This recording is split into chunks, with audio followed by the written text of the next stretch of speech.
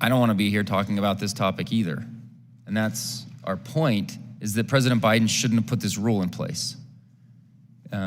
That's the fundamental reason for us to be here, to talk about this, to debate this, to highlight this.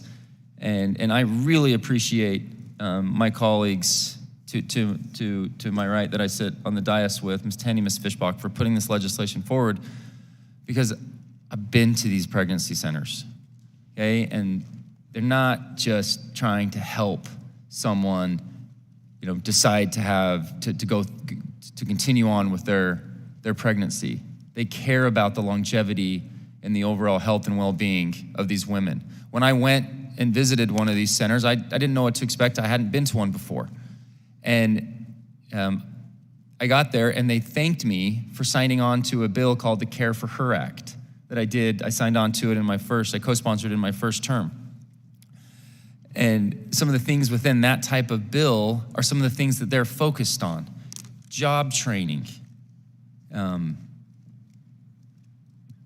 housing resources, clothing. I remember them saying, like, hey, if there's ever an event you could help come to, we're gonna do a clothing drive and try to get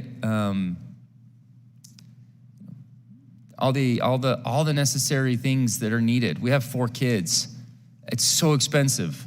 I'm grateful that we have the resources to be able to get the bassinets and the cribs and all that type of stuff. These resources, the crib is used past six weeks. These types of centers go out to the community.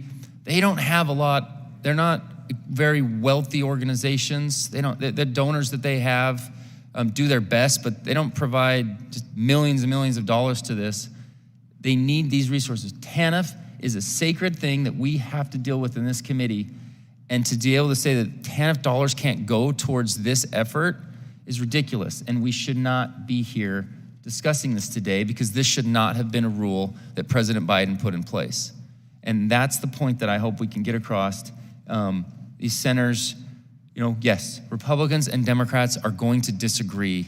If this turns into a pro-choice versus a pro-life argument, we're gonna vote the way that everybody expects us to vote, and we're gonna continue to communicate our talking points as the American public will expect.